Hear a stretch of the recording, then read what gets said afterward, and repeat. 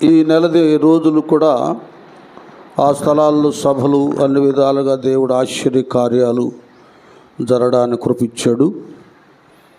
మరి ఈ వాక్యాన్ని ధ్యానం చేసుకుందాం. ఎందుకంటే తర్వాత సంస్కార ఆరాధన ఉంది కాబట్టి మనం త్వరగా ఈ కార్యక్రమాన్ని ముందుకు కొనసాగించుకుందాం.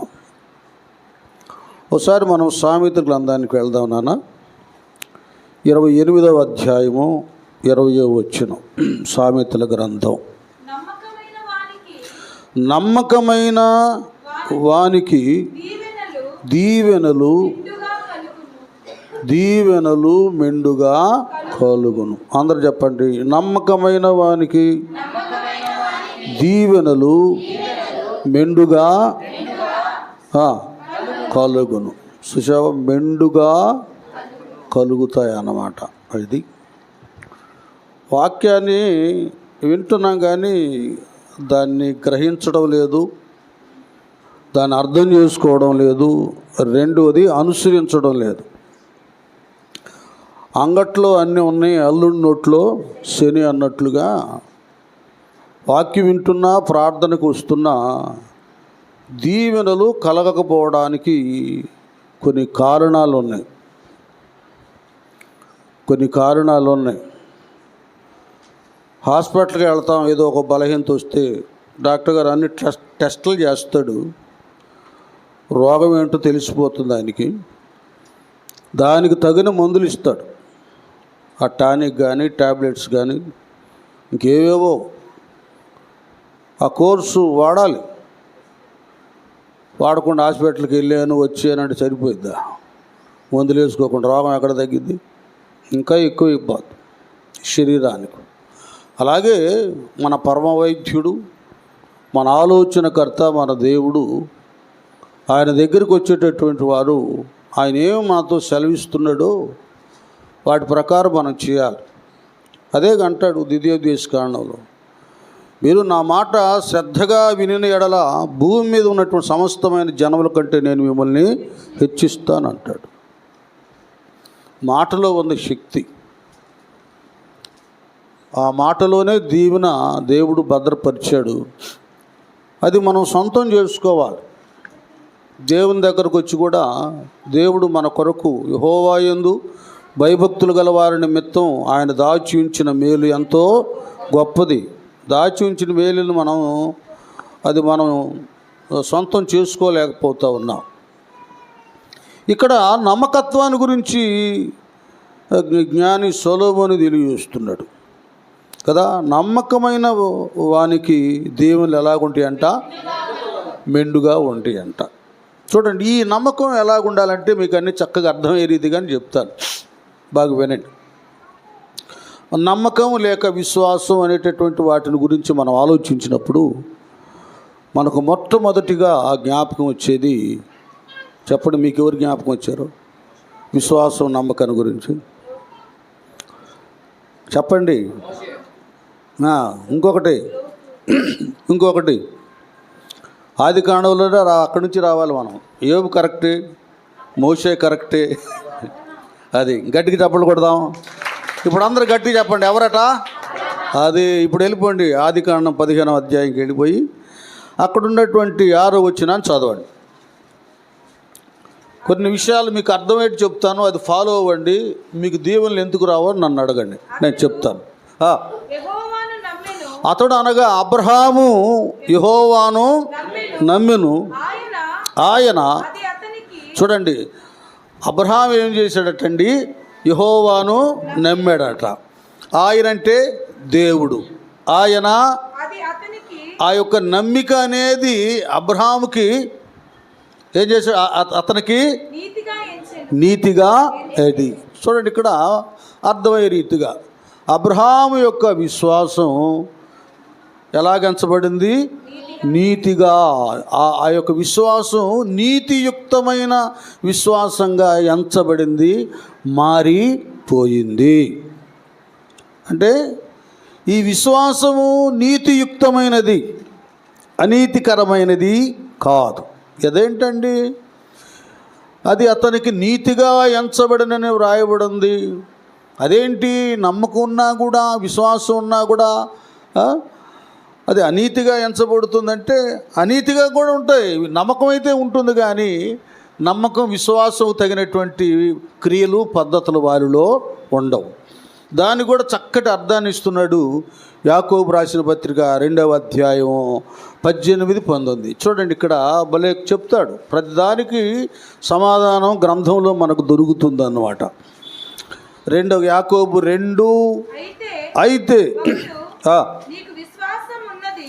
చూడండి, ఒకడు అంటాడు, నీకు విశ్వాసం ఉందని, నాకు క్రియలున్నవి, క్రియలు లేకుండా నీ విశ్వాసము నాకు కనపరచుము. నేను నా క్రియల చేత నా విశ్వాసము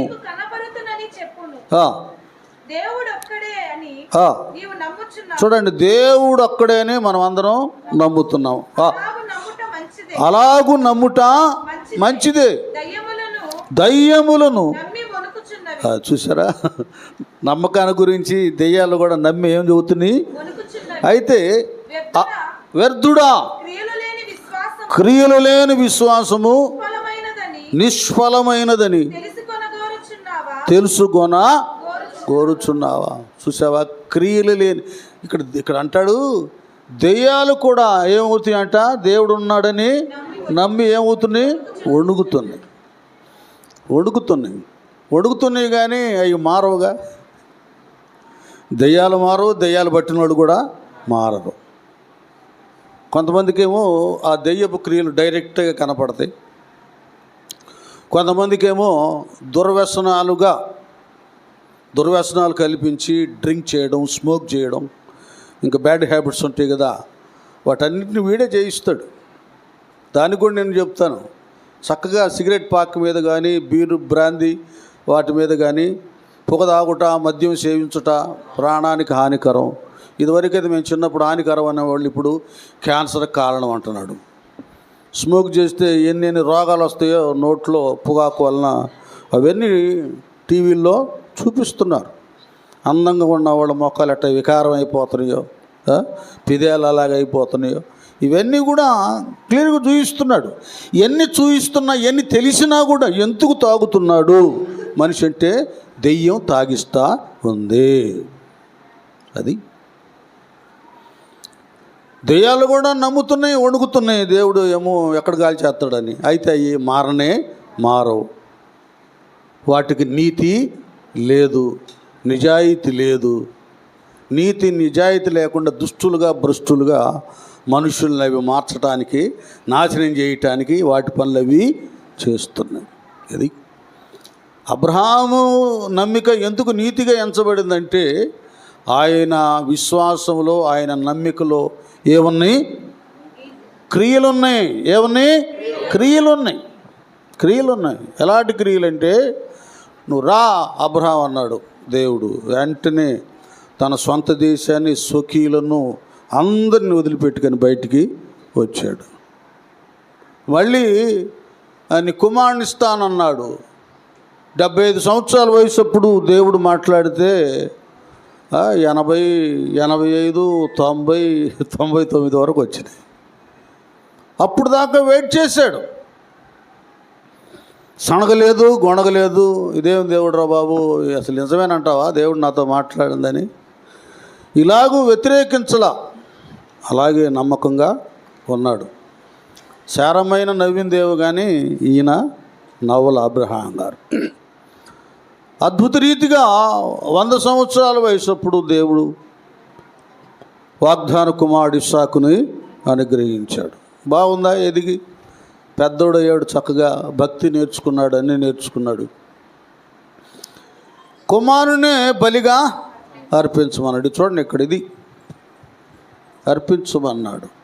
ఏమండి, మనం ఏం చేయాలంటే దేవునిలో విశ్వాసం, నమ్మకం ఉన్నప్పుడు అసలు ఎట్లున్నాయో మన క్రియలు మనం గమనించాలి. చాలా భయపడిపోయి లోబడిపోయాడు పూర్తిగా. ఏదా నువ్వే ఇచ్చావు కదా వాగ్దాన పుత్రుడు. మనకు సంఘంలో చాలామంది దేవుడు చెప్పి పిల్లల్ని ఇచ్చాడు కదా, పిల్లల్ని ఇచ్చాడు దేవుడు. ఇక్కడ అబ్రహాముని దేవుడు ఇస్సాకుని అడిగినప్పుడు ఏం మాట్లాడాల, తీసుకెళ్ళి బలి ఇవ్వడానికి రెడీ అయిపోయాడు. ప్రిపేర్ అయిపోయాడు మానసికంగా. నా బిడ్డ నేను బలి అర్పిస్తున్నాను. బలి అర్పించడం ప్రిపేర్ అవడమే కాకుండా కదా, ఆ మృతతుల్యం నుండి నా బిడ్డను దేవుడు మళ్ళీ నా కుమారుడుగా నా చేతికి, అది గట్టిగా జబ్బలు పడుతుంది. ఇది ఈ లోతుల్లోకి వెళ్ళాలి, మనం నమ్మిక లోతులోకి వెళ్ళాలి. పైన ఉంటే ఏదో నువ్వు రోజు ప్రార్థనకు వస్తున్నావని మనకు అన్నీ రావు. ఎంత తగ్గింపో, ఎంత వినయమో, ఎంత విధేయతో, ఎంత త్యాగమో అబ్రహాం గారిది మీరు ఆలోచించండి. మళ్ళీ ఆయన గురించి మీరు బైబిల్లో చదువుకోండి, మీకు ఇంకా అర్థమైపోద్ది. నమ్ముతున్నాం కానీ మన నమ్మకం నీతియుక్తంగా ఉండాలి. దెయ్యాలు కూడా నమ్ముతున్నాయి, వణుకుతున్నాయి. అవి మనమన్న వణకం, అవి వణుకుతున్నాయి. ఒట్టి నమ్మకమే కాకుండా ఆ విశ్వాసానికి తగిన, నమ్మికకు తగిన క్రియలు మనకి కావాలి. ఏదో పెదవులతో ఉచ్చరించడం, ఆచారంగా రావడం పోవడం కాదు, కానీ ఆ నమ్మిక వెనక దేవుడు ఉంచినటువంటి ఉండేవి. నీవు నమ్మిన ఎడల దేవుని మహిమను చూతు, నమ్ముట నీ వలనైతే నమ్మువానికి సమస్తము. ఇవన్నయే నమ్ముతున్నాం. ఆ మహిమను చూడటం, సాధ్యపడినటువంటివి కూడా, అసాధ్యమైనవి కూడా సాధ్యపడడం, ఇవన్నీ మన నమ్మకం మీద, ఆ నమ్మకంలో క్రియల మీద, నీతి మీద ఆధారపడి ఉన్నాయి. ఇవి మనం తెలుసుకోవాలి. ఇదో ఈ నమ్మకమైన వానికి దీవెనలు మెండుగా కలుగుతున్నాయి అంటే ఇందులో చాలా లోతులన్నీ అక్కడికి వెళ్ళిపోవాలి, అది సంపాదించుకుంటానికి. కీర్తనలో 101వ కీర్తన 6వ వచనంలో కూడా ఇక్కడ చెప్తాడు, దేవుడు కూడా భూమి మీద నా యొద్ద నివసించున్నట్లు దేశములో నమ్మకస్తులైన వారిని, అదే దేవుడు కూడా ఆయన దగ్గర నివసించటానికి, ఆయన దగ్గర నివసించడం మాత్రమే కాకుండా ఆయన దగ్గర ఉన్నటువంటి ఈవులు, బహుమానాలు, కృపావరాలు, దీవెనలు, ఏమండి దీవెనలు వారు పొందుకొని, అబ్రహాము వాగ్దానం, అబ్రహాము తాను దీవించబడటం మాత్రమే కాకుండా అనేకులు దీవించబడటానికి కారకుడయ్యాడు. ఆయన ద్వారా అనేక జాతులు దీవించబడ్డాయి, అనేక కుటుంబాలు దీవించబడ్డాయి. ఎంత గొప్ప దీవెనంటే, అబ్రహాము వెంబడి లోతు వెళ్ళాడా, లోతు కూడా ధనవంతుడుగా తీర్చబడ్డాడు. అబ్రహాము దగ్గర ఎలియాజరు ఉన్నాడా, ఎలియాజరు ఒక ఉన్నతమైన స్థానాన్ని సంపాదించుకున్నాడు. అబ్రహాము తర్వాత ఎలియాజరు పేరును కూడా పరిశుద్ధాత్మ దేవుడు వ్రాయించాడు కదా. ఎలియాజరుకి ప్రాముఖ్యమైన పనులన్నీ కూడా అబ్రహాము అప్పగించాడు. అబ్రహాము కుమారుడు ఇస్సాకి సంబంధం చూడటానికి ఎలియాజర్నే పంపించాడు. ఎలియాజరు కూడా అబ్రహాం గారిలాగా ప్రార్థనాపరుడైపోయాడు. ఎలియాజరు కూడా అబ్రహాం గారిలాగా దేవుని దగ్గర విచారణ చేసేవాడయ్యాడు. దేవుని యందు నమ్మిక కలిగిన వాడైపోయాడు. అతడు ప్రార్థనాపూర్వకంగా వెళ్ళే కదా రెబ్కాను వధువుగా తీసుకొని వచ్చాడు. స్తోత్రం చెబుతూ హల్లెలూయా. అబ్రహాం గారితో ఉండి ఆ యొక్క ఆధిక్యతను అతడు సంపాదించుకోగలిగాడు. దైవ సేవకులు సందేశం అందించేటప్పుడు మరి ఎలియాజరుని పరిశుద్ధాత్మతో పోలుస్తారు కదా. యేసయ్య రాకడ కొరకు పరిశుద్ధాత్ముడు వధువుగా మనల్ని ఎలాగూ అలంకరిస్తున్నాడో, సిద్ధపరుస్తున్నాడో, అలాగే వధువైనటువంటి రిబ్కాను వరుడైన ఇస్సాకు దగ్గరికి తీసుకురావడానికి ఆ విధంగా అలంకరించాడు ఎలియాజరని పాస్టర్లు బోధిస్తూ ఉంటారు. ఒక ఉన్నతమైన స్థానాన్ని సంపాదించుకున్నాడు. అంత మాత్రమే కాకుండా అబ్రహాము దగ్గర 318 మంది అలవర్చబడినటువంటి సేవకులు ఉన్నారు. వీళ్ళు కూడా భక్తులు, ప్రార్థన పరులు.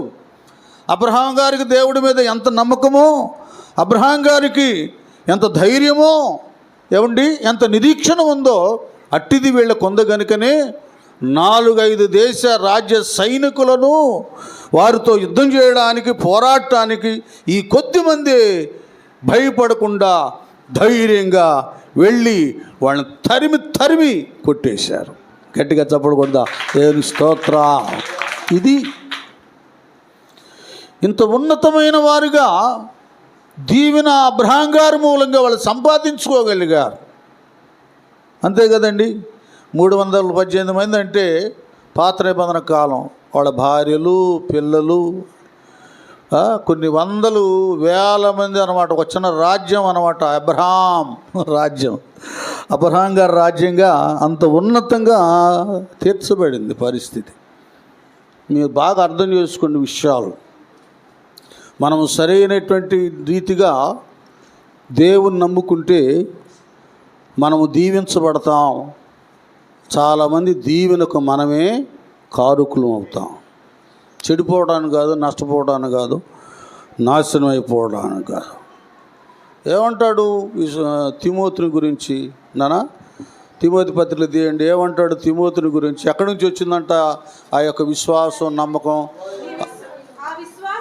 ఆ విశ్వాసము చూడండి. మొదట ఎవరట? అవ్వయ అయిన లోయలో నుండి నీ తల్లి అయిన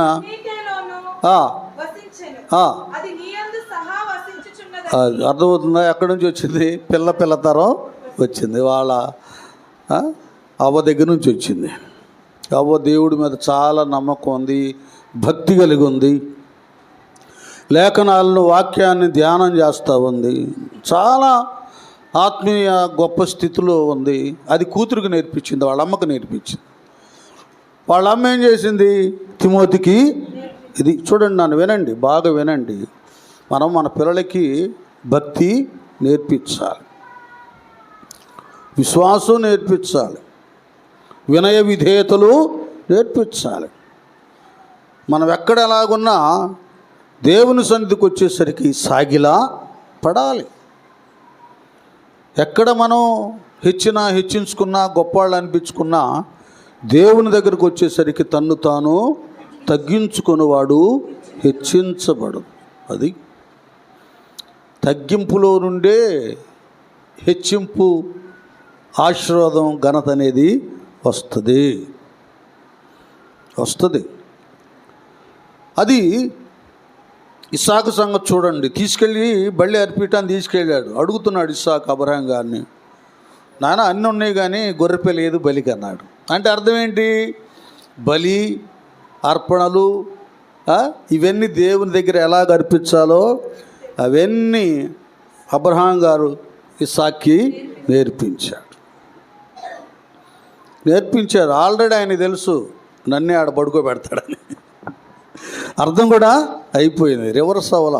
ఇదేదో ఉంది, దైవమర్మం ఏదో ఉంది, దీనిలో పరమార్థం ఏదో ఉంది అని మౌని అయ్యాడు. యేసయ్యలాగా వదక తేబడిన గొర్రెబాలి. కొన్ని విషయాల్లో ఇలాగ మనం మౌనమైపోవాలి, సరెండర్ అయిపోవాలి, దేవునికి అయిపోవాలి. అక్కడి నుంచి వాళ్ళ దాది దగ్గర నుంచి తిమోతికి వాళ్ళ అమ్మ దగ్గర నుంచి ఈయనకి ఆ విశ్వాసం, నమ్మకి వచ్చేసి దేవుడి మీద. ఎంత గొప్పోడయ్యాడంటే బాల్యం నుండే శక్తి గల పరిశుద్ధ లేఖనాలు తెలుసుకున్నాడు. ఇంక వాక్యాన్ని తెలుసుకున్నాడు. ఆ వాక్య నియమంలో దేవుని ఎడల నమ్మికతో వెళుతున్నాడండి. భక్తిలో వెళుతుంటే పౌలయ్య దృష్టిలో పడిపోయాడు. ఇంకా అపోస్తలుడైన పౌలు అంటే క్రీస్తును పోలి నడుచుకున్నటువంటి మహాదైవజనుడు, గొప్ప దైవజనుడు. ఆయన దృష్టిలో పడ్డాడు. ఆయన దృష్టిలో పెడితే తిమోతికి 2 పత్రికలు పౌలు గారు రాశాడు. చూడండి, ఆయన దొరకడమే చాలా కష్టం. పౌలన్న ఎప్పుడు వస్తాడని వెతుకులాడుతున్నారు. అద్భుతమైన విషయం ఏమిటంటే ఈయనతో తిమోతితో ఎప్పుడు సన్నిహితంగా మాట్లాడేవాడు, ఆయనకు పత్రికలు వ్రాసి పంపేవాడు. అంత స్థానాన్ని సంపాదించుకున్నాడు. అంత స్థానాన్ని పెద్దల దగ్గర సంపాదించుకున్నాడు తిమోతి. దేవుని ఎడల నమ్మిక ఇలాంటి క్రియను కలుగా చేసింది. ఇది కావాలి. భక్తి జీవితంలో రావడం పోవడంలో దీవెన రాదు. క్రియలు కలిగినటువంటి నమ్మిక, విశ్వాసం ఉంటేనే దీవెన అనేది మన వెంటబడి వస్తుంది. అది దేవుడు కూడా ఈ 101వ కీర్తనలో వ్రాయబడ్డట్టుగా నమ్మకమైనటువంటి వారు ఎక్కడ దొరుకుతారని నానా చదవండి, ఏమంటాడు? నా యొద్ద దేవుడి దగ్గర నివసించాలంటే దేశంలో నమ్మకస్తులైన వారిని, అది నమ్మకస్తులు ఎవరుంటారో వాళ్ళ మీదే దేవుని దృష్టి ఉంటుంది. ఇది కావాలి. మళ్ళీ మీకు అర్థమయ్యేటట్టే చెప్తాను. 400 సంవత్సరాల పైగా ఇశ్రాయేలులు ఐగుప్తు దేశంలో బానిసలుగా ఉన్నారు. దేవుడేమో అబ్రహాం గారికి వాగ్దానం చేశాడు, మళ్ళీ నీ సంతతి వారిని వాగ్దాన దేశానికి నేను మళ్ళీ తీసుకొని వస్తానన్న వాగ్దానం ఉంది. నీకు నాకు అందరికీ నేను దీవిస్తానమ్మా నా కుమార్తె. నీ పిల్లల విషయంలో నువ్వు ట్రబుల్ అవుతున్నావు, చాలా బాధపడుతున్నావు. నీ కుమార్తె విషయంలో నేను ఇలాగ చేస్తాను, దేవుని వాగ్దానం ఉంది. నీ కుమారునికి నేను ఉన్నతమైన స్థితిని కలుగా చేస్తాను. బాగా వినాలి, అర్థం చేసుకోవాలి. నమ్ముతున్నాం మనము, ఇవన్నీ అర్థం చేసుకోవాలి కదా. వాగ్దానం ఉంది. మనం ఎప్పుడైతే రక్షణ పొందుకున్నామో ఈ పరిశుద్ధ గ్రంథంలో వేల వాగ్దానాలు ఉన్నాయి. 1 కాదు, 2 కాదు కదా.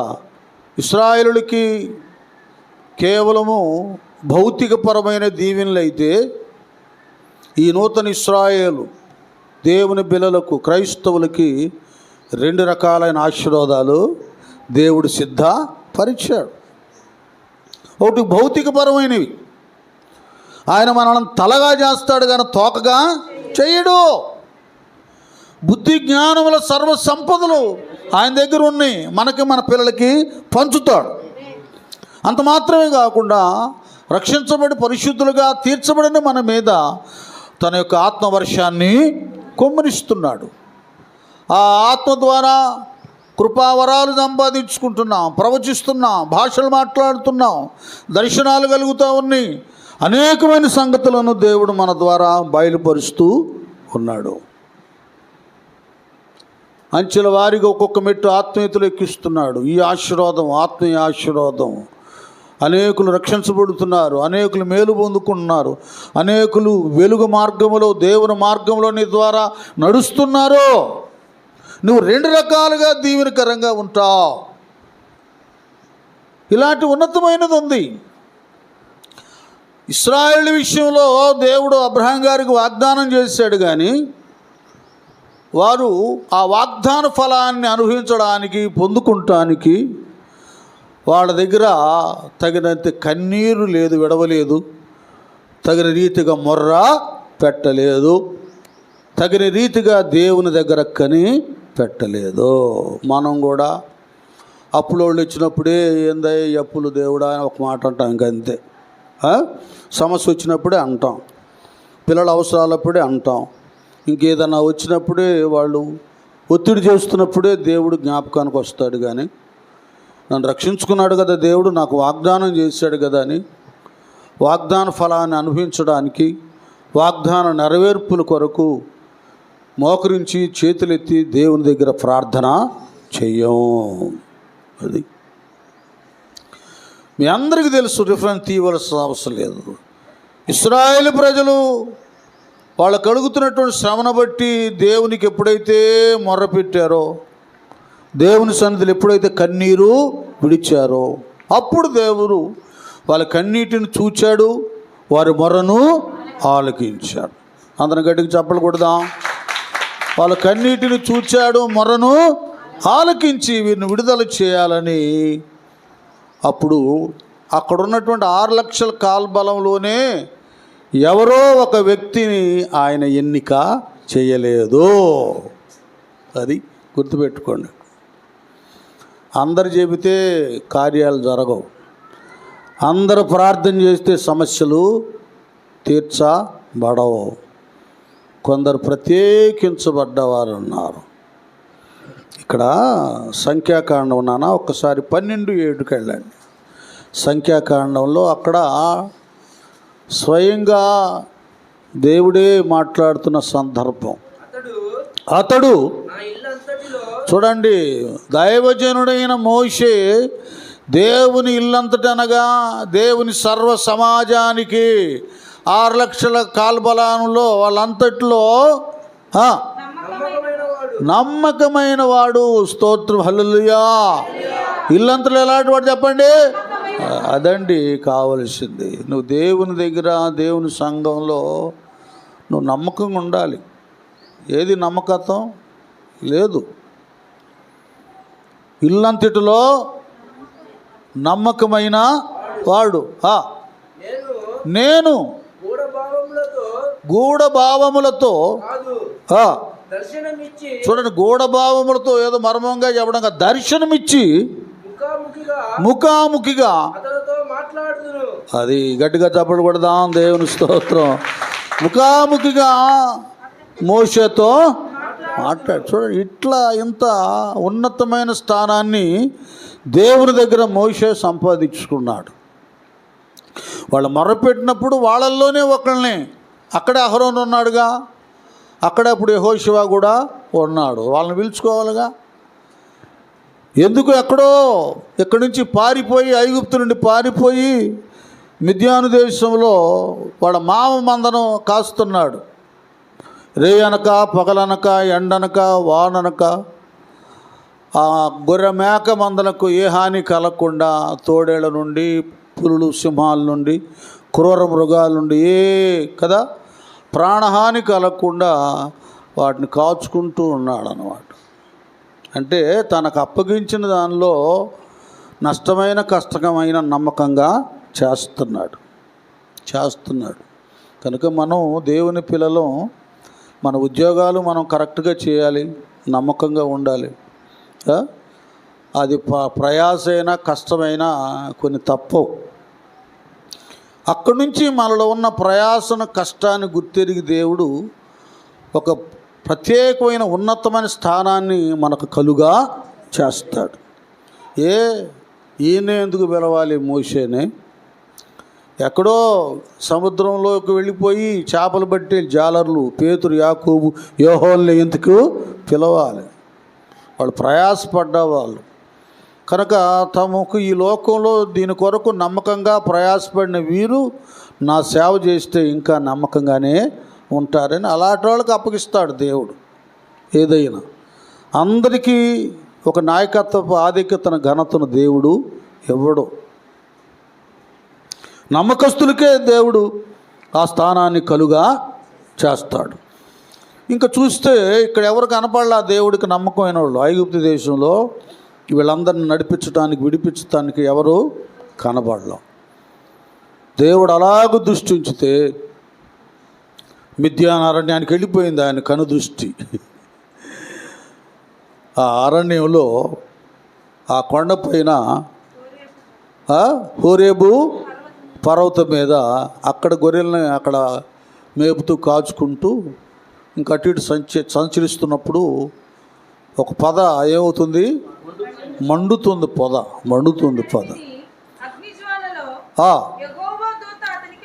అది అక్కడ అగ్ని జ్వాలలో యెహోవా దూత మోషేకి చూడండి, కొద్దిగా ఇవి మీరు వినాలి, అర్థం చేసుకోవాలి. దైవ దర్శనం, దైవ ప్రత్యక్షత, దేవునిలో ముందుకు వెళ్ళటం, మనం దీవించబడటం, ఇతరులని దీవించటం, మనం విడిపించబడటం, ఇతరులని అనేక బంధకాల నుంచి విడిపించటం అనేది ముందు మనం విడిపించబడాలి. గుడ్డివానికి త్రోవను చూపలేడు. మనం చెరసాల్లో ఉండి చెరసాల్లో ఉన్న వాళ్ళని ఎక్కడ విడిపిస్తాం? మనకు తెలియని కొన్ని బంధకాలు ఉంటాయి. అహం బంధకాలన్నీ విడిపోవాలి. మనం విడిపించబడాలి, అనేకులను విడిపించాలి. దేవుడు ఆ పొదలో అక్కడ మోషేకి ప్రత్యక్షమయ్యాడు. ఇదొక విచిత్రం. అదేదో చూద్దాం ఎంతగా ఉందని వెళితే అక్కడ స్వరం వినబడుతుంది. మోషే నీ ఆ చెప్పులు విడిచిరా, నువ్వు నిల్చున్న స్థలము పరిశుద్ధమని దేవుడు మాట్లాడటం. చూడండి అలాగున్నాయి విషయాలని. అప్పుడు దేవుడు మాట్లాడాడు. ఇక్కడ ఎవరితో మాట్లాడాల? నువ్వు వెళ్ళు,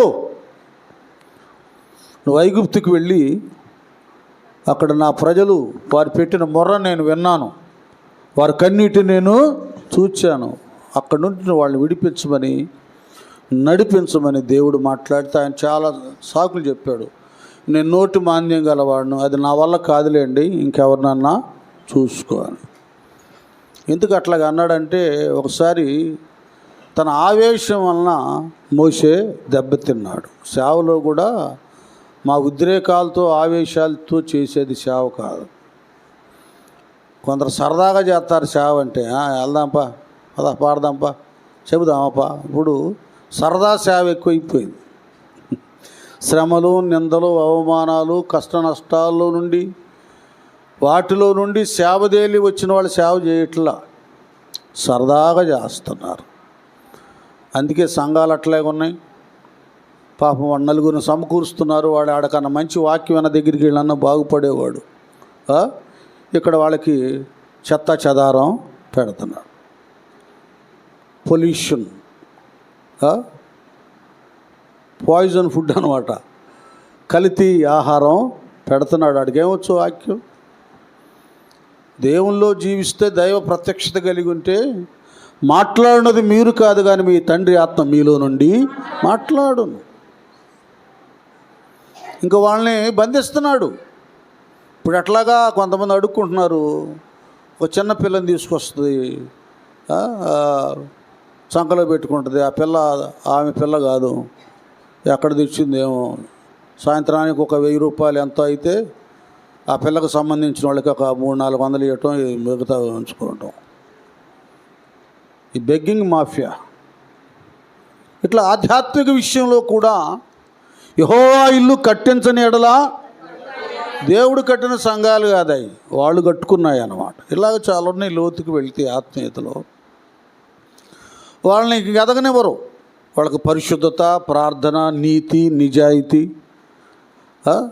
అబ్రహాము దేవుని నమ్మినది అది అతనికి నీతిగా ఏం లేవు అక్కడ. నీతి లేని నమ్మకం అన్నమాట సాతాను వాళ్ళే. ఇలాగున వాళ్ళన్నీ కూడా డిస్టర్బ్ చేస్తున్నారు. వాళ్ళ ఆత్మీయత జీవితం లేనే లేదు, అలాంటి వాళ్ళు కూడా లేకపోలేదు. దేవుడు ఎన్ని గ్రహించే ఏ అహరోన్ని పెట్టుకున్నా ఎట్ట దూడని చేపించాడో బంగారు నగలతో, ఈడిలాంటి ఏవో చేపిస్తాడని ఎవరిని అక్కడ పిలవాల, ఈయన్నే పిలుచుకున్నాడు. అది మనకు కూడా నీతియుక్తమైన సేవకులు, సేవకురాలు కావాలి, కష్టపడేవాళ్ళు కావాలి, ఆత్మల కొరకు నీ ఇంటి కొరకు భారం బాధ్యత కలిగిన వారు కావాలి. కావలి వారుగా నీ కొరకు నిత్యము విజ్ఞాపన చేసేటటువంటి కాపరులు కావాలి. వీళ్ళు అవసరం. నేను వెళ్ళను అన్నాడు ఈయన. అర్హుడైన వాడు ఆగిపోతున్నాడు, అనర్హులు ఇప్పుడు పరిగెత్తున్నారు. నేను వెళ్ళండి, లేదు నాయన నువ్వే వెళ్ళాలి. అంత కాకపోతే నీకు సపోర్టుగా మీ అన్న అహరోన్ను ఇచ్చేస్తాను. చూడండి ఎలాగుంటుంది చూడండి. దేవునికి ముందే తెలుసు ఇతడు నా ఇల్లంతటిలో అది నమ్మకమైన వాడు కనుకనే ఇలాంటి నమ్మకస్తునికి తన ప్రజలను నడిపించడానికి ఈ నమ్మకస్తుని దేవుడు ఒక నాయకుడిగా చేశాడు. అది నాయకత్వాన్ని ఇచ్చాడు. అందరికీ నాయకత్వం రాదు. ఇంకో చోట ఒక వండర్ఫుల్ వర్డ్ ఉంటుందంటే భలే బాగుంటుంది. ఇక్కడ నెహెమ్యా గ్రంథానికి వెళ్దాం నాన్న. నెహెమ్యా గ్రంథానికి వెళ్దాం. 7వ అధ్యాయము 2వ వచనం నెహెమ్యా గ్రంథంలో. చదవండి నెహెమ్యా. చూడండి ఎవరట ఆయన? హనాని కదా, కియనదు హనాని. గుర్తుపెట్టుకోండి అందరూ. ఇక్కడ నెహెమ్యా గ్రంథంలో నెహెమ్యాకి ఇష్టుడు, దేవుడికి నమ్మకస్తుడు హనాని అనే ఒక మంచి బ్రదర్, సహోదరుడు ఉన్నాడు. ఎవరికైనా పిల్లలకి పేరు పెట్టుకోండి, మంచి పేరు. కనుక సహోదరుడైన కోటకు అధిపతి అయిన హనన్యాకును యెరూషలేము పైన, అది ఒక ఆయన హనాని, 2 ఆయన కదా, వీళ్ళిద్దరికి ఏమి ఇచ్చాడు? అధికారం ఇచ్చి అది హనాని ఎవరు? నమ్మకమైన మనుష్యుడు. అతనికంటే ఎక్కువగా దేవుని ఎదుట చూడండి, అందరికంటే ఎక్కువగా దేవుని ఎదుట ఏం గలవాడు? ఎవరైనా కాదు. ఎలాంటి వాడు? దేవుని యందు దానికి ముందేంటి? ఎలాంటి నమ్మకం? నమ్మకమైన మనుష్యుడు. అర్థమైందా? అధికారం అనేది దేవుని ఎడల సరైన నమ్మకం, ఎవరైతే సరైన భయభక్తులు కలిగి ఉంటారో తెలియకుండానే దేవుడు వారికి అధికారాన్ని అనుగ్రహిస్తాడు. అధికారం అనేది మనం తగిలించుకుంటూ వచ్చేది కాదు. మనం ఏదో ప్లాస్టిక్ కిరీటాలు పెట్టుకోవచ్చేమో తలకి రాజులుగా, లేదా రాజవస్త్రాలు ధరించి వచ్చేమో కానీ నాటకాలు వేసేవాళ్ళుగా. ఒక అధికారము, ఆధిపత్యము, నాయకత్వం అనేది ఏ వ్యక్తి అయితే దేవుని యందు సరైన నమ్మిక, భయభక్తులు కలిగి ఉంటారో తెలియకుండానే దేవుడు వారికి నాయకత్వాన్ని, వద్దన్నా కూడా అధికారాన్ని ఇస్తాడు. ఇలాంటి ఏమి లేకుండా కొందరికి ఆ సమయాల్లో వాళ్ళకి అధికారాలు కావాలి, పెత్తనాలు కావాలి, నాయకత్వాలు కావాలి. ఎలా వస్తే దేవుడు ఇవ్వడు. ఎవరు ఒక భారం, బాధ్యత, నమ్మకత్వం కలిగి దేవునిలో భయభక్తులు కలిగి ఉంటారో వాళ్ళకి దేవుడు అట్టి భాగ్యాన్ని అనుగ్రహిస్తాడు. అసలు అంటాడు పౌలయ్య అంటాడు, తిమోతికి రాసిన 2వ పత్రిక 2వ అధ్యాయం 2వ వచనంగా చూడండి. అక్కడ ఒక మాట, అనేక సాక్షుల ఎదుట ఇతరులకు బోధించుటకు సామర్థ్యము గల నమ్మకమైన మనుషులకు. చూసారా, ప్రసంగాలు, బోధలు కూడా, వాక్యాలు కూడా అందరికీ అప్పగించకూడదు. ఎలాంటి వారికంట? నమ్మకమైనటువంటి, అది మనుషులకు, సామర్థ్యము, నమ్మకత్వం కలిగిన మనుషులకు. వినండి, కొంతమంది ఏం చేస్తారు? వచ్చేస్తారు, 4-5 రోజులు ఉంటారు, మళ్ళీ మాయమై పోతారు. సంఘాల్లో ఇలాగుంటారు కొంతమంది. కొంత రోజులు ఎంతో ప్రేమ కలిసి మెలిసి ఉండేట్లు ఉంటారు. హఠాత్తుగా వాళ్ళ ఆవేశం, ఉద్రేకం వస్తుంది. తర్వాత మీరు వెళ్ళి రమ్మని చెప్పినా కూడా ప్రార్థనకు రారు. రాకపోక సంఘం మీద నిందలు మోపుతాడు. ఇలాంటి బ్యాచ్ కూడా ఉంది కదా. వాళ్ళ వాక్యం చెప్పడం వచ్చు, ప్రార్థన చేయడం కూడా నేర్చుకున్నారు, వాక్యం చెప్పడం నేర్చుకున్నారు. అలాంటి వాళ్ళకి కూడా, అపనమ్మకస్తులు కూడా, ఎప్పుడు వస్తాడో తెలియదు, ఎప్పుడు పోతాడో తెలియదు, ఎప్పుడు ఉంటుందో తెలియదు, ఎప్పుడు ఊడిపోద్దో తెలియదు. వాళ్ళకి ఏ స్థానాన్ని, ఏది కేవలం సాక్ష్యం కూడా, వాక్యం చెప్పడానికి కూడా వాళ్ళకి అధికారం, అవకాశం ఇవ్వకూడదు అని చెబుతున్నాడు ఇక్కడ పౌలు గారు. ఎందుకు ఇవ్వకూడదంటే వినండి, మళ్ళీ ఇక్కడ నిలబడి వాక్యం చెప్తాడు, మళ్ళీ మాయమైపోతాడు, ఇంకెక్కడో ఉంటాడు, ఇంకేదో చేస్తాడు. ఇక్కడ కనబడిది సాక్ష్యం చెబుతుంది, మళ్ళీ మాయమైపోతుంది, ఇంకేదో డిస్టర్బ్ చేస్తూ ఉంటుంది. కొత్త వ్యక్తుల వాళ్ళని చూశారనుకోండి, మందిరాలకు ఇట్ట కూడా చేయొచ్చేమో, ఇష్టం వస్తే రావచ్చు, లేకపోతే పోవచ్చు, ఇష్టం ఉంటే రావచ్చు, లేకపోతే పోవచ్చు అని ఇక సంఘాలు ఏమైపోతాయి? చిన్న భిన్నమై పోతాయి. అసలు చాలా జాగ్రత్తగా ఒక చిన్న బిడ్డను, పుట్టినటువంటి శిష్యును ఎంత జాగ్రత్తగా తల్లి కాపాడుకోవాలో సంఘాన్ని అలాగ మనం కాపాడుకోవాలి. ప్రతోడికి స్థానం ఇవ్వకూడదు, ప్రతోళ్ళకి ఆధిక్యత ఇవ్వకూడదు. పిచ్చి పిచ్చి సాక్ష్యం లేకుండా తప్పుడు పనులు చేస్తూ ఉంటాడు ఒక్కొక్కడు. వాళ్ళు అంతలోకి పశ్చాత్తాపం మారినట్టుగా నటిస్తాడు, అంతలోకి స్థానంగా రావాలని ఆతృత పడతాడు. ఇవి చాలా డేంజర్. వాడి దగ్గర ఒకవేళ మనం కఠినంగా మాట్లాడినా కొందరు మనల్ని ఏంది ఆయన ప్రేమ లేదు, క్షమించడం అనుకోవచ్చు. ఇప్పుడు యేసుప్రభు వారు యెరూషలేము దేవాలయానికి వెళ్ళాడండి. ఇప్పుడు ఏం చేయాలి? దేవుడికి బలులు, పాత్రేబందుల్లో అర్పణలు, బలులు అర్పించాలంటే గొర్రెలు, మేకలు, ఎడ్లు బయట నుంచి తీసుకొని రావాలి. డైరెక్ట్గా మందిరంలోనే బిజినెస్ చేస్తున్నారు. ఎవరు ఊరుకుంటారు? ఇంకా తాళులు చూసుకొని మొత్తానికి బయటికి నెట్టిపడేసి. ఏంది ఈయన కరుణామయుడు అనుకుంటే ఎట చేశాడంటే, నా తండ్రి ఇంటిని ఏం చేశారు మీరు? దొంగల గుహగా చేశారు, వ్యాపార స్థలంగా చేశారు నా తండ్రి ఇంటిని. కనుక మన సంఘాలు మన అందరం మనం కాపాడుకోవాలి. మన సంఘాన్ని ఎవడబడితే వాడు వచ్చి ఎవరా ఏదో చేస్తూ ఉంటే వాళ్ళకి ఏమాత్రం పెత్తనాలు ఇవ్వకూడదు. నా దగ్గరికి పోయిన సంవత్సరం నుంచే ఒక టీం అన్నవాడు వాళ్ళు వస్తారు. వాళ్ళు 2 బాప్తీసాలు తీసుకున్నారు. మన దగ్గరికి వచ్చినాక వాళ్ళకి చాలా ఆధిక్యతలు జరిగినాయి. అద్భుతం చేశాడు దేవుడు. అందులో ఒక సహోదరి కూడా సేవకురాలుగా హస్తనిక్షేపణ చేయబడింది. ఇంకా వాళ్ళు ఏం అన్నారంటే, నాకు అయ్యా మరి నెలకొకసారి రొట్టె కార్యక్రమం అప్పుడు అన్నారు కదా. మనం ఏం చేయాలి? దేవుడి పిల్లలు అవునంటే అవును, కాదంటే కాదు, వస్తానంటే రావాలి, ఇస్తానంటే ఇవ్వాలి, చేస్తానంటే చేయాలి. ముఖ్యంగా మేము మాట అంటే నిలబెట్టుకోవాలి. నీతిమంతుడు నష్టం కలిగిన మాట తప్పడు. చూశాను నేను, మాటలు చాలా కఠినంగా ఉంటాయి. ఫోన్ చేశా, మీరు చెప్పింది ఏంది, చేస్తుంది ఏంటి? అక్కడ పలానా వ్యక్తి ప్రసంగాలు కూడా చేస్తున్నారు. ఇప్పుడు మన మాటలోనే నిక్కడం లేకపోతే వినేవాళ్ళు నిలకడగా ఉంటారు? సంఘాన్ని జరగొడతాం.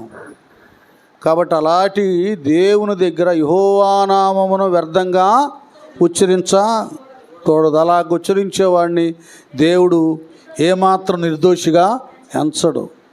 జాగ్రత్త పడండి, మీరు భయపడండి. మీకు హోదాలు ఉండొచ్చు, ఉద్యోగాలు ఉండొచ్చు, ధనం ఉండొచ్చు, ఏదున్నా దేవుని దగ్గర అన్నీ సాగిలా పడాలి. ఏమంటాడు శతాధిపతయా, నువ్వు నా ఇంటికి రావడానికి నేను పాత్రుడను, నీ దగ్గర రావడానికి కూడా నాకంతా లేదు, మాట మాత్రం సెలవిస్తే చాలు.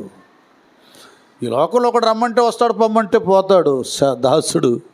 ఇక్కడ ఉంది అధికారం, కానీ ఈ అధికారాలు ఏవి నీ దగ్గర పనికి రావు. మీరు సర్వాధికారి. చెప్పాను వాళ్ళకి, అలాగెప్పుడు మీరు చేయగాకండి. మీరు రాకపోయినా నాకు ఇష్టమే. నా దగ్గరికి వచ్చే నలుగురైనా మాట మీద నిలబడేవాళ్ళు కావాలి. నేను మీకు కూడా చెబుతాను, వినండి. ఎవరైనా ఇలాంటి వాళ్ళు ఉంటే మిమ్మల్ని నడి సముద్రంలో ముంచేస్తారు. అలాంటి వాళ్ళ మాట మీరు నమ్మగాకండి. అప్పుడప్పుడికే అరిచేతులు వైకుంఠం చూపిస్తారు.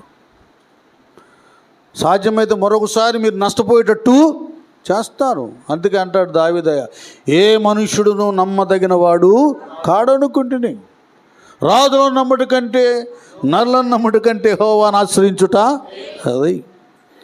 వీళ్ళ మీద నమ్మకం మనకు చాలా నష్టాన్ని, కీడును కలుగు చేస్తుంది. దేవుని నమ్ముకొని ఉన్నాం, ఆయన పాదాల దగ్గర మనం జీవిస్తూ ఉన్నాం. అనేక వేల వాగ్దానాలు దేవుడు మన కొరకు చేశాడు. వాగ్దానం చేసిన వాడు నమ్మదగిన వాడు. ఎప్పటికైనా సరే నీవు ఆయనలో సరైన నమ్మిక కలిగి ఉంటే నీ ఎడల దేవుడు చేస్తానని వాగ్దానం చేసిన కార్యాలను తప్పక చేస్తాడు. వాగ్దాన ఫలం పొందుకునేంత వరకు వాగ్దానాన్ని ఎత్తయ్యా, నా కుమార్తె విషయం ఇది చేస్తానన్నావుగా ప్రభువా, నా కుమారుడు పక్షంగా ఇది చేస్తానన్నావుగా ప్రభువా, నా కుటుంబంలో ఈ కృపను అనుగ్రహిస్తానన్నావుగా ప్రభు అని నువ్వేకుని లేచినప్పుడు ఆ వాగ్దానాన్ని జ్ఞాపకం చేసుకొని చేతులు అలాగెత్తి యాచించినట్లుగా, అయ్యా ఆ వాగ్దానపు ఫలము ఇదిగో ఈ దీవెనలో గంపులు వేయి ప్రభు అని దేవునికి మనము మొర్ర పెట్టాలి. అది అవి ఒట్టిగా మనకు వస్తాయా? రావు. అలాగే మీ సంఘాలను కూడా మీరు జాగ్రత్తగా కాపాడుకోవాలి. అన్ని విషయాలు అందరికి స్థానం, అధికారాన్ని, ఆధిపత్యం ఇవ్వకూడదు. జాగ్రత్తగా చూసుకోవాలి, వాటిని జాగ్రత్తగా కాపాడుకోవాలి. దేవుడు మీకు చేసిన వాగ్దానం నెరవేర్పు కొరకు విజ్ఞాపన చేయాలి. ఇంకొక మాట నేను మీకు చెప్తాను. కొన్ని విషయాల్లో మనం ఎలాగ నమ్మకం ఉండాలో, ధనాన్ని గురించి కూడా ఒక చిన్న మాట చెప్తా. లూకాసు వార్త 16వ అధ్యాయము 9 నుండి, లూకాసు వార్త 16:9 నుండి చూడండి. ఇక్కడ యేసు ప్రభువారి స్వయంగా చెబుతున్నాడు, నాన్న మీరు అన్నీ అర్థం చేసుకోవాలి, మీరు తెలుసుకోవాలి మొత్తం A to Z. సమయమే కానీ, ధనమే కానీ, మీ శరీరమే కానీ, బంధుత్వమే కానీ, మన ఉద్యోగాలే కానీ, ఇంకా చాలా చాలా ఉన్నాయి కదా. వాటన్నిటిలో కూడా ఆ దైవ నియమం ఏంటో మనం తెలుసుకోవాలి. ఇప్పుడు చదువున్నాను, అన్యాయపు సిరి వలన ఏమా నీకు స్నేహితులను. చూడండి ఇక్కడ అంటున్నాడు, దేని వలన అంట? అన్యాయపు సిరి అంటే ఈ లోక సంబంధమైన సిరి ఎలాంటిది? అన్యాయం అయిపోద్ది, ఒకప్పటికి అయిపోద్ది. ఇక్కడ రెండు ఉన్నాయి. కొందరు అన్యాయంగా సంపాదించుకుంటారు, లంచాలు, అక్రమం, చక్రవడ్డీలు. ఇది ఎప్పటికైనా దానికి తగ్గట్టు అయిపోద్ది. రెండోది, ఒకవేళ నియమం ప్రకారం మనం సంపాదించుకున్న పంచభూతములు మిక్కుటమైన వేండ్రముతో లయమైపోతాయి. అప్పుడు భూమి కూడా తగలబడిపోతుంది. మనం కోట్ల ఆస్తులు సంపాదించుకున్న, వెండి బంగారాలు, నగర నాణ్యాలు ఏవేవో ఉన్నా కూడా ఆ దినాన అవన్నీ వీటితో పాటు కాల్చబడతాయి, అన్యాయం అయిపోతుంది. ఇంకంతే. అంటే భక్తి గల వారికి పరమందు అక్కడ సమృద్ధిగా ఉంటుందిలేండి, ఆ లెక్కలు వేరుంటాయి. ఏ రీతిగా సంపాదించినా ఈ సిరి ఏమైపోతుంది? అన్యాయపు సిరి వలన ఏమంటున్నాడు? అది చూడండి, ఏం చేయాలంటే స్నేహితుల్ని. ఇప్పుడు అన్నాను, ఒక్క నిమిషం రాదా, ఎవరిని సంపాదించుకోవాలంట? స్నేహితులను. మీకు అర్థమవుతుందా? స్నేహితులంటే ఆత్మలను సంపాదించుకోవాలి. మునుపు మార్పు లేక, వాళ్ళకి రక్షణ లేక వాళ్ళు మనకు దూరస్తులు. మునుపు వారు మనకి దూరస్తులు. ఇప్పుడు ఒకప్పుడు కూడా మనం అలాగే ఉన్నాం. పౌలైనట్లుగా, పేతురైనట్లుగా ఇప్పుడు మనము చీకటిలో నుండి ఆశ్చర్యకరమైన దేవుని వెలుగులోకి వచ్చాం. ఆయన సొత్తు అయ్యాం, ఆయన ప్రజలమయ్యాం, పరిశుద్ధులమయ్యాం, యాజకులమయ్యాం, రాజులమయ్యాం. ఆయన సంతతిగా, స్వాస్థ్యంగా తీర్చబడ్డాం. గట్టిగా చప్పట్లు కొడదాం, దేవుని స్తోత్రం. ఇలాంటి ఆధిక్యతను దేవుడు మనకిచ్చాడు. ఇప్పుడు మనమేం చేయాలంటే, కేవలం మనం మాత్రమే తనకు దేవుడు కుమారులము, కుమార్తెలము, ఆయనకు స్నేహితులము, స్నేహితురాలకు ఉండగా ఇంకనేక మందిని కూడా ఆ స్థానానికి తీసుకొని రావాలి. ఆయనకి స్నేహితులు సంపాదించాలి. దానికే యేసయ్య అంటాడు, అన్యాయపు సిరి వలన మీకు స్నేహితులను దానితో సంపాదించాలంటే ఎలా సంపాదిస్తాం? డబ్బు. ఎందుకనగా ఆ సిరి మిమ్ములను వదిలిపోయినప్పుడు వారు నిత్యమైన నివాసములలో అది చూసారా? వీళ్ళ వలన, సిరి వలన ఏం చేయాలి? స్నేహితుల్ని సంపాదించాలి. ఎలాగూ?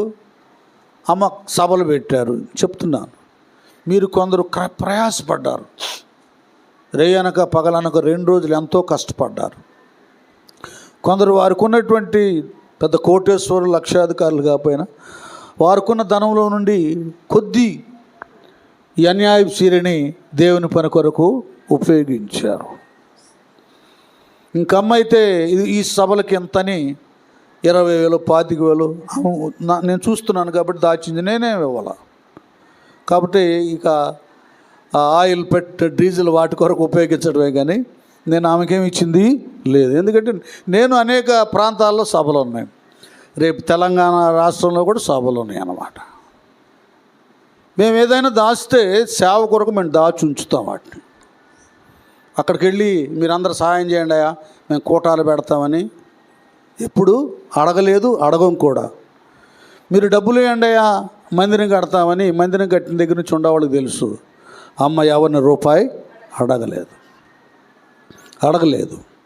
ఒక చిన్న సంగతి చెబుతున్నా వినండి, ఇంకొన్ని అనుభవాలు చెప్పాలి కదా. మనకు గుంటూరులో స్వర్ణభారత నగరాన్ని, అక్కడ కూడా సేవ ఉంది. ఒక 15 మంది అట్లా వస్తారు. అక్కడ ఒక ఇంట్లో పెడుతున్నారు. మీరు కూడా ప్రార్థన చేశారు. ఇళ్ళల్లో అయితే అందరు రారుగా.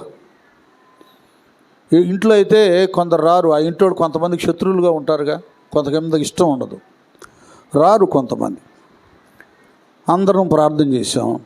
దేవుడు ఈ సంవత్సరం జనవరిలో ఒక 50 గజాలు ఒక ఇల్లు అయితే రేకులది అనమాట. అది కొనటానికి 7,10,000 కొనటానికి దేవుడు కృపించాడు. జనవరిలో కొన్నామేనని చెప్తున్నా. జనవరిలో కొన్నాం. అక్కడ 10-15 మంది ఉన్నారు కదా. దానికి ఒక గోడ తీసేస్తే ఒక 25-30 మంది కూర్చోవచ్చు. అబ్బాయి కలర్ వేసి పెయింట్ వేసాడు. చూశాను అప్పుడు దాకా. జనవరి నుండి జనవరి, ఫిబ్రవరి, మార్చి, ఏప్రిల్, మే ఈ 4-5 నెలలు చూశాను. ఎవ్వరు కూడా రవంత కదల్లా.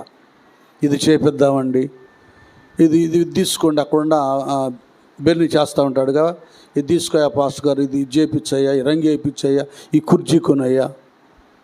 ఒక్కళ్ళు కూడా లేరు. ఇప్పుడు అమ్మదే నా జ్ఞాపకం వచ్చింది. ఎవరో ఇవ్వాలి చేయాలని ఎందుకు? దేవుడు మనకేదో ఇచ్చాడు కదా, కలిగిన దాంతోనే పని ప్రారంభిద్దాం. ఆ గోడ తీపిచ్చేసాం. అబ్బాయి వచ్చాడు, ముందు రెడెక్సైడా ఏదో వేసేసాడు. తర్వాత ఫ్యాన్లు అవన్నీ సెట్ చేసేసాం, కరెంట్ అవన్నీ వేయించేసాం. ఆడవాళ్ళు ఉన్నారు కదా ఎక్కువ, ఆ టాయిలెట్స్ అవన్నీ, బాతులు అవన్నీ శుభ్రం చేయించేసి ఒక 25 మంది పట్టడానికి అవకాశం ఏర్పడి చక్కగా ఆరాధన జరుగుతుంది. వాళ్ళు ఇవ్వాలి చేయాలంటే జరిగేది కాదు. మంచి మనసు ఉన్న వాళ్ళని సైతానుగాడు ఏం చేస్తాడంటే ఇవ్వడు. ఇద్దామనుకున్న వాళ్ళకి సమస్యను కలుగా చేస్తాడు. వాడి డ్యూటీ వాడు చేసుకోవాలిగా, వాడి పని వాడిది. నాశన పాత్రుడు. ఇట్లా అందరికీ భారం ఉండదండి దేవుని పనులు ఇవ్వడానికి. అన్యాయపు శిరువన స్నేహితులను సంపాదించాలంటే వీళ్ళు సంపాదించలేరు. అది పోద్ది ఎప్పటికైనా. ఆ సభలలో, కూటాలలో, ఆలయ నిర్మాణాలలో ఏమండి, వాటిలో మన సహకారాన్ని అందించాలి. వాటి వల్ల ఏం జరిగిందంటే మందిరం కట్టాం. ఇప్పుడు అక్కడ సేవ ఆరంభించిన దగ్గర నుంచి ఒక 3-4 బాప్తిసాలు కూడా పొందేశారు. ఇప్పుడు మందిరం అంతా అయిపోయింది. కొందరు రోగులు బాగవుతారు, కొన్ని సమస్యలు తీరుతాయి, కొందరు రక్షించబడతారు. అక్కడ ఒక పరలోకం ఏర్పాటు చేశాం. అది కావాలి ఈ సిరిని. ఆ తర్వాత ఏమంటాడు చూడండి, దాని కంటిన్యూషన్ అలాగ వెళ్ళిపోతూ ఉండు. మిక్కిలి కొంచెములో నమ్మకముగా ఉండువాడు ఎక్కువలోను. చూసారా, కొద్ది దాంట్లో ఎలాగ ఉండాలి? కొంతమంది చేసేది ఏంటంటే తన డబ్బుల విషయంలో నమ్మకంగా ఉండలేరు. అంటే మీరు దశమాగా ఇవ్వాలని చెప్పడం లేదు, నాకు ఇవి కొన్ని ఇష్టం ఉండదు కదా. నాకు వచ్చే 2,000లోనే 200 ఇస్తే ఎట్లాగా అనుకునేటటువంటి వాళ్ళు కూడా లేకపోలేదు. కొద్ది దాంట్లో ఉండలేరు. ఇందాక అబ్బాయి చెబుతున్నాడు, ముందంట 30 రూపాయలు అంత ఇచ్చాడంట, అది ఇప్పుడు 3-4 వేలుగా మారిపోయినాడు. నేను ముందు అంతే 100 రూపాయలుగా 200లకు 10 రూపాయలకి ఇచ్చాను. ఇప్పుడు దాన్ని 1000 రూపాయల్లో దేవుడు మార్చాడు, ఇవ్వటంలో వేలు చేశాడు. అంటే అనుభవం చెబుతున్నాను నేను. 30 చందాతో ఆరంభమైంది 1984లో, 1984 సేవ. ఒక ఆయన అన్నాడు, పిలిస్తే, పేదోడు అయ్యే పాపం నాకు అన్నం ఏం పెడతావు అన్నాడు. అమ్మ ఎగ్గ కర్రీతో మంచి భోజనం చేసి పెడతా, బాబోలే ఉందన్నాడు. ఆ రోజుల్లోనే 84లో 10 రూపాయలు చందా ఇచ్చా. అమ్మ ఏంది 10 ఇచ్చావన్నాడు. దేవుడు చేస్తాడు.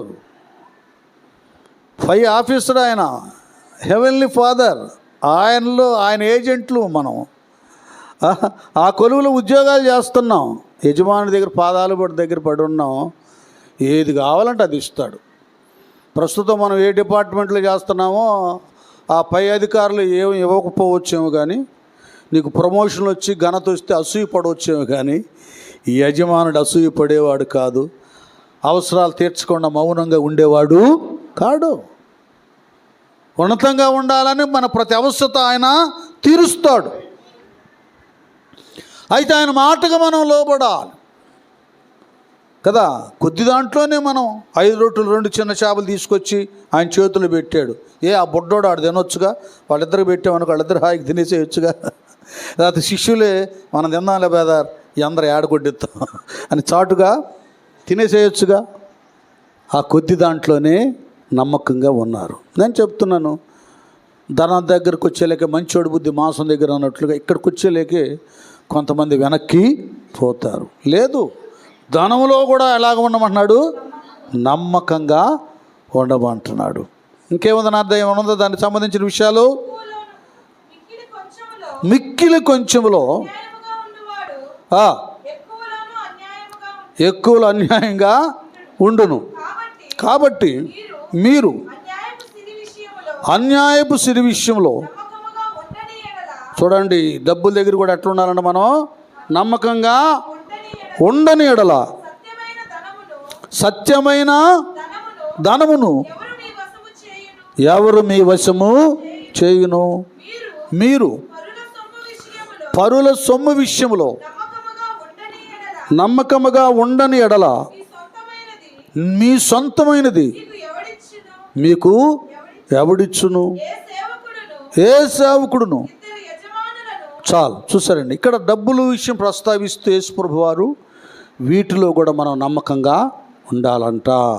ఇతరుల దగ్గర తీసుకుని ఎగ్గొట్టడం కదా, ఇతరులను ఇబ్బంది పెట్టడం, లేకపోతే ఇతరులు ఎవరికైనా ఇవ్వమన్నప్పుడు తాను దాచుకుంటాం, ఇలా కొన్ని కొన్ని ఉంటాయి. మనం అనుకుంటాం సునాయాసంగా ఏముందలే నేను నా దగ్గర ఉంచుకుంటాలే, నేను ఖర్చు పెట్టుకుంటాను. లేదు, ఇలాంటివి వంకర పనులు దేవుని పిల్లలుగా మనం ఏమాత్రం చేయకూడదు. నా మట్టుకు నేను చెప్తున్నాను, పలానా పాస్టర్ గారికి చర్చికి ఈ 10,000 ఈ 15,000 ఇవ్వాలి అని మనసులో ఉందనుకోండి, అది నెల రోజులకు లేదా 15 రోజులకు సమకూరుస్తా. అది నా దగ్గరకి ఆయనకి ఇవ్వాల్సిన ధనం సమకూడిన తర్వాత అది ఆ అయ్యగారికి ఇచ్చేంతవరకు నాకు నిద్ర పట్టదు. ఇక ఫోన్ల మీద ఫోన్లు చేస్తా, అయ్యా ఎక్కడున్నావు. ఆయన చేతులు పెట్టిన తర్వాత స్తోత్రం హాయిగా ఉందంట. అదేంటంటే నీకు ఇవ్వాలనుకుంటున్నానయ్యా, మళ్ళీ ఎవరైనా వచ్చి నన్ను అడిగితే నేనేం చేయాలి చెప్పు? లేదని అనలేను కదా. లేకపోతే నాకే ఏదైనా అవసరం ఉందనుకోండి, అప్పుడు సంగతి ఏంటి? కాబట్టి ఇట్లాగ నేను ప్రతి చిన్న డబ్బు విషయంలో కూడా మందిరం కంటే మందిరమకే, కుర్చీల కంటే కుర్చీలకే, ఇన్వర్టర్ కంటే ఇన్వర్టర్కే, ఫ్యాన్ల కంటే ఫ్యాన్లకి అయిన తర్వాత ఖర్చు పెట్టుకొని చేయొచ్చులు అనేది కూడా నేను చేయను. నా సొంతదైనది ఖర్చు పెట్టడానికి ఇష్టపడతానేమో, కానీ దేవునికి ఇవ్వబడింది అన్న తర్వాత దాన్ని ఏమాత్రం ₹1 కూడా ఖర్చు పెట్టను. భయం అది నాకు. ఆ నమ్మకత్వంలో జాగ్రత్తలో నేనున్నాను కనుకనే తాటాకు మందిరం దగ్గర నుంచి అనేక మందిరాలు ఈ స్థానాన్ని స్థితిని దేవుడు నాకు ఇచ్చాడు.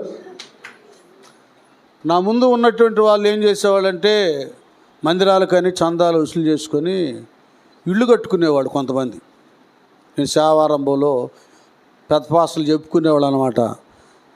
పుస్తకం వేసేవాడు ఒక ఆయన మందిరానికి అని అడుగుతూ ఉండేవాడు. అంటే ఏంటండి ఆయన పుస్తకం వేసాడు అడుగుతున్నా అంటే, ఇట్లా ఆయన చాలా పుస్తకాలు వేసాడులే అయ్యా తమ్ముడు, 2 ఇళ్ళు కూడా కట్టాడు, మందిరాలు కట్టాడు కానీ ఇళ్ళు మాత్రం కట్టుకుంటాడు. ఇప్పుడు ఆయన సేవ అసలు ఏమి లేదు, ఆయన చనిపోయాడు, ఏమి లేదు. సేవకులుగా మేము మా సంగతే మేము చెప్పుకుంటున్నాం. ప్రతి రూపాయి మేము దేవుడి దగ్గర లెక్క అప్పగించాలి. చాలామంది ఏం చేసేవాడు అంటే వాళ్ళ పిల్లలు తాగడానికి ఇచ్చేవాడు. ఒక బ్యాచ్ ఉండేది మన దగ్గర, ఇచ్చేవాడు. వాళ్ళ ఖర్చులకే ఉపయోగించేసేవాళ్ళు, మందిరానికి అని చెప్పి వాళ్ళ ఇంట్లో ఉపయోగించుకునేవాళ్ళు. ఇవన్నీ నేను చూశాను.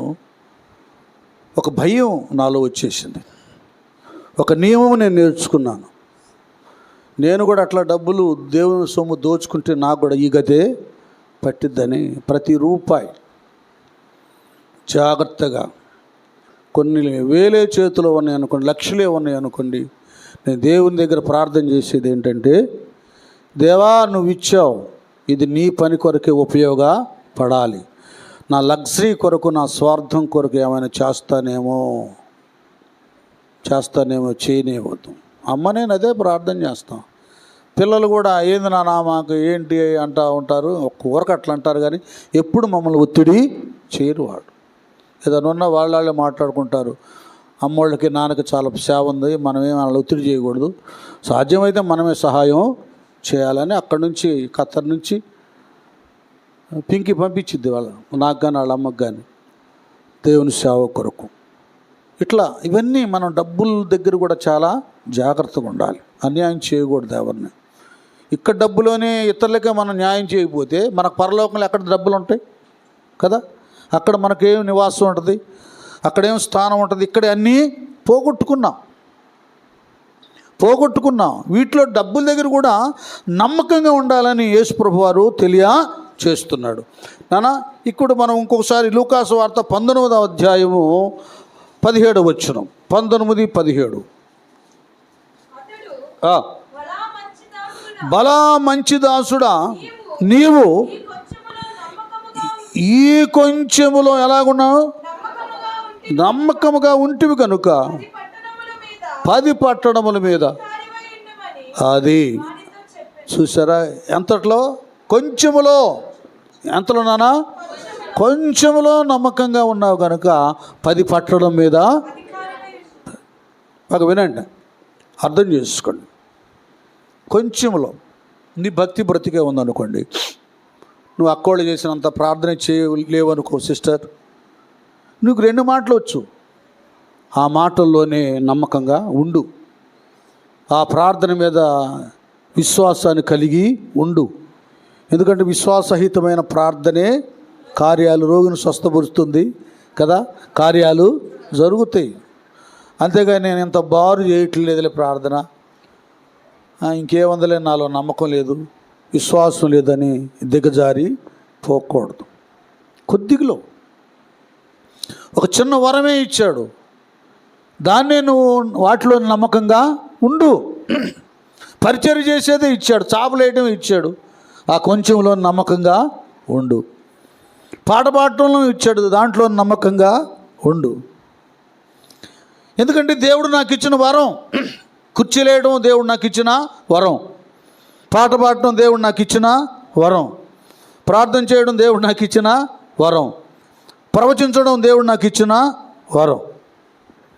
దీంట్లోనే దీని డెవలప్ అంటే దీంట్లో సామర్థ్యం, దీంట్లో నైపుణ్యత, దీంట్లో వృద్ధిని కలిగించుకుంటానికి ప్రతి భక్తుడు భక్తురాలు ఆతృత పడాలి. దాని అలక్ష్యము నిర్లక్ష్యము మనము చేయకూడదు. దేవుడు నాకు ఇచ్చాడు, ఇది నాకు ఇచ్చాడు, నేను మందిరానికి వెళ్ళటానికి ఇచ్చాడు, ఇది ఒక వరం. నా ఇరుగు పొరుగు వారికి ఎవరికి లేదు, నాకు వరం. ఏముందిలే, ఎంత మందిరానికి వెళ్ళినా ఏమి లేదన్నట్లు ఉండకూడదు. ఈ రవ్వంత నమ్మకత్వమే. అలాగే నువ్వు కంటిన్యూగా ప్రతి వారం ప్రతి నియమకుడికి నువ్వు నమ్మకంగా వెళుతున్న దాన్ని బట్టి ఆ నమ్ముట నీ వలన అయితే నమ్మువానికి సమస్తము, అన్ని విషయాలు అసాధ్యమైన వాటన్నిటిని కూడా సాధ్యపడేటట్లుగా చేస్తుంది.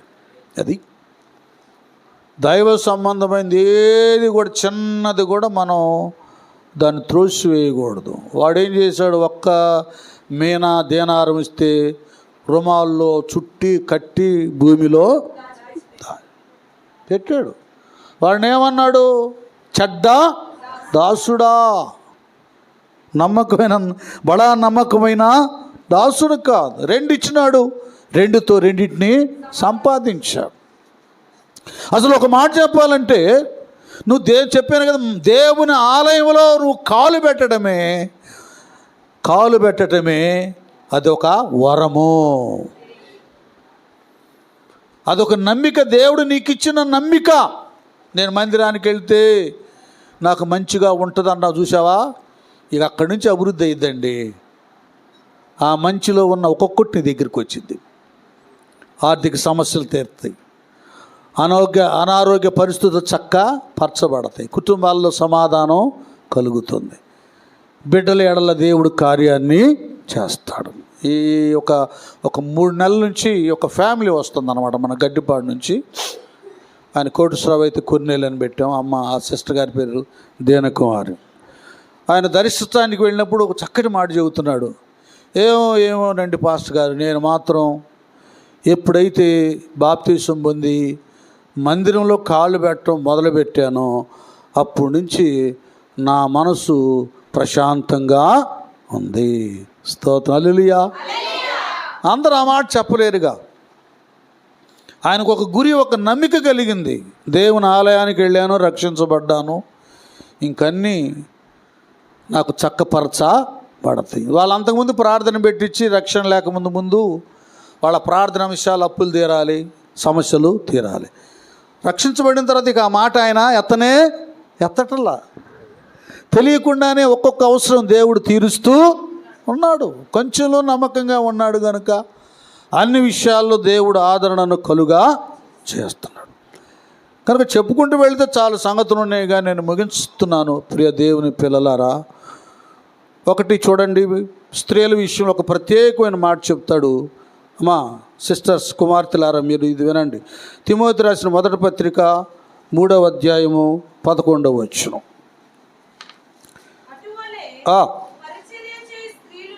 చూడండి, పరిచర్య చేసే స్త్రీలను ఎలాంటి వారు? చూడండి, మీరు జాగ్రత్త, మా పరిచర్యలు చేస్తున్నారు. ఏ కొండలు, చాడీలు అంటారే మన భాషలో, అవి చెప్పని అన్నిట్లో లిమిట్గా ఉండాలి. ఓవర్ పోకూడదు ఎక్కువ. అతి మితానుభవం గల వారును అన్ని విషయములలో. అది ఇప్పుడు గట్టిగా చప్పటి కొట్టండి. అర్థమైందా? ఎట్లా ఉండాలి? అన్ని విషయాల్లో నమ్మకమైన వారుగా కుమార్తెలారా మీరు ఉండాలి. ఇంకంతే, చాలా జాగ్రత్తగా ఉండాలి. పౌలు గారు తిమోతిని నమ్మకస్తుడు అన్నాడు కదా, తీతుని నమ్మకస్తుడు అన్నాడు, ఎఫ్రాని నమ్మకస్తుడు అన్నాడు, ఒనేసేముని. ఇలాగ నమ్మకమైనటువంటి సహకారులు ఆయనకు చాలామంది ఉన్నారు. అది సంపాదించాలి బ్రదర్స్, మీరు కూడా అది సంపాదించాలి. అమ్మ వీడు ఉంటాడో ఊడి పోతాడు, పోతా ఆ సంఘాన్ని ఎక్కడ లాక్కొని వెళతాడో అన్నట్టు అనకూడదు. మీరు వచ్చినప్పుడు, బ్రదర్స్ వచ్చినప్పుడు కదా. కొన్ని సంగతులు అయితే చిన్న పాస్టర్ గారు ప్రార్థన చేసేవాళ్ళు, కొంతమంది ఉండేవాళ్ళు చాలా డిస్టర్బ్గా ఉండేవాళ్ళు. వాళ్ళ క్యారెక్టర్ సరిగా ఉండేది కాదు. వాళ్ళు ఇలాగంటేనేమో తగాదులకు వచ్చేవాళ్ళు. పాస్టర్లన్నీ కూడా భయము లేకుండా ఆయన గట్టిగా ప్రార్థన చేయించాడు. దెబ్బకు వెళ్ళిపోయి అసలు వాళ్ళు రమ్మన్నా కూడా ప్రార్థనకి రావటంలా అట్ట చేశాడు.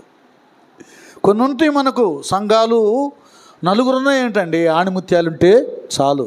పవిత్రులైన వారు, యథార్థవంతులు, నమ్మకస్తులు కొద్దిమంది ఉన్నా చాలు. వాళ్ళతో మనం వందల వేల మందిని సంపాదించగలం. అపనమ్మకస్తులు 1,00,000 మంది ఉంటే లాభం? ఒక్కొక్కడు పోతా పోయేవడం లేదు, లాక్కెళ్తా ఉంటారు. అలాంటి వాళ్ళు మనకొద్దు. దీవెనకరమైన వ్యక్తులు ఎవరంటే నమ్మకమైన వారికే దీవెనలు మెండుగా ఉంటే కనుక అందరికి పంచగలరు. నమ్మకస్తులు కావాలి. నమ్మకస్తులు అంటే ఔషధం లాంటి వాళ్ళంట, మెడిసిన్ లాంటి వాళ్ళంట. ప్రకటన గ్రంథంలో ఒక మాట అంటాడు, ఒక్క మాట చెప్తే ఇంకా అమ్మగారు చెప్పమన్నా కూడా నేను చెప్పను. ఒకసారి మన ప్రకటన గ్రంథానికి వెళ్ళిపోదాం. 17వ అధ్యాయం 14లో చాలా భలే బాగుంటుంది ఈ మాట.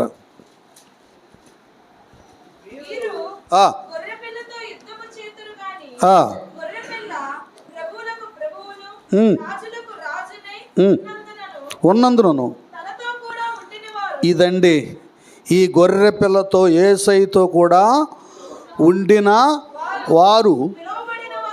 చూడండి ఎలాంటి వాళ్ళు? యేసయ్యతో ఉన్నవారు, పిలువబడిన వారై, ఏర్పరచబడిన వారై.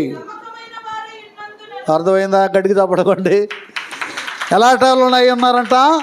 నమ్మకమైన వారై ఉన్నందును. అర్థమైందా? యేసయ్యతో ఉన్నవారు, ఆ సైన్యం ఎలాంటి వారంట? నమ్మకమైన వారు. సేవకురాలతో, సేవకుడితో ఉన్నవారు నమ్మకమైన వారై ఉండాలి. నమ్మకమైన వారై ఉన్నందున నన్ను ఆయన, ఇంకోసారి గట్టిగా తపలు పడండి.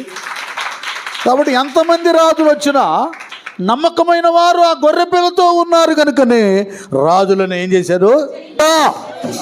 కనుక బాగా వినండి, మీరు అర్థం చేసుకోండి. ఇక్కడ యేసయ్యతో, ఆ గొర్రె పిల్లతో, ఆయనతో ఉన్నవారందరూ నమ్మకమైన వారై ఉన్నందువలన రాజులను జయించారు. మీకు తెలుసు కదా, అబ్రహాముతో ఉన్న 318 మంది నమ్మకస్తులై ఉన్నారు కనుకనే కదా అనేక దేశ రాజ సైనికులను వారు జయించగలిగారు. మన సంఘంలో ముందు నీ ఇంట్లో, మన ఇంట్లో నువ్వు ఒక వ్యక్తి దేవుని యందు విశ్వాసం నమ్మిక కలిగి ఉన్నావు. చిన్నగా యజమానుడో పిల్లలను ఆ మెట్టెక్కించాలి. ఇంకిద్దరు ఎప్పుడు బలహీనమైన మాటలు మాట్లాడుకోకూడదు.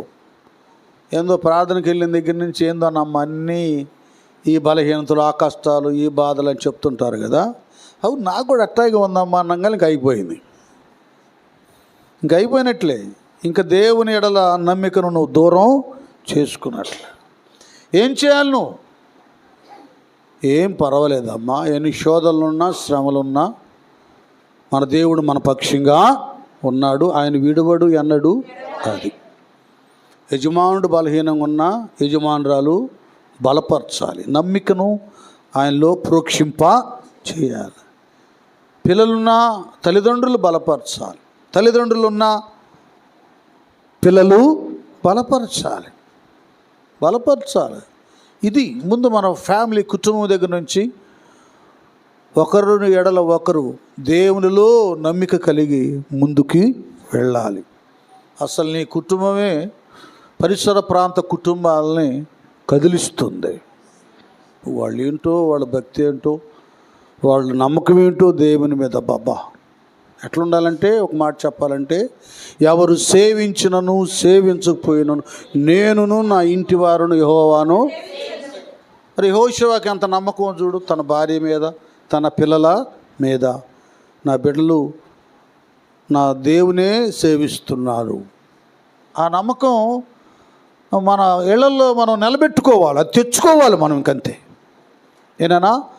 అలాగూ సంఘంలో సేవకుడు, సేవకురాలు, మీ పాస్టర్ గారు అట్లంట కదా, మీ పాస్టర్ గారు ఇట్లంట కదా. అవునా, చూస్తానికి వెళ్ళి మంచోళ్ళలాగా ఉంటారే అని వాళ్ళ అబద్ధపు మాటలకు నువ్వు ఏకీభవించకూడదు. నువ్వు సేవకుల ఎడల, సేవకురాలి ఎడల నమ్మకంగా లేకపోతే, ఇక్కడ యేసయ్యతో వీళ్ళు నమ్మకంగా ఉండబట్టి గొప్ప జయాన్ని పొందుకున్నారు. పరిస్థితి ఏమైపోద్ది? అంత తారుమారైపోద్ది. అలాగ అనకూడదండి. మీరు కూడా ప్రార్థనకు వెళ్తారా? మీరు కూడా ఏమైనా సేవ చేస్తారా అంటే, సేవ చేసేవాడైతే నేనంటే ఇతరులు ఎట్లా ఉంటుంది చెప్పండి అంటమే. విశ్వాసులైతే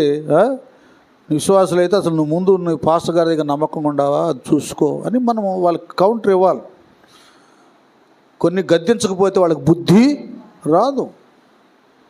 దీనికి ఏంటంటే నమ్మకం.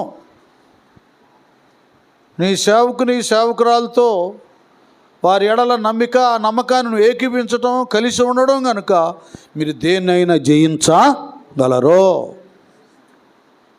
ఆ బలహీన మాటను నువ్వు బలహీనుడు అయిపోతే నువ్వు పొందుకునే జయం నీ వెంట రాదు.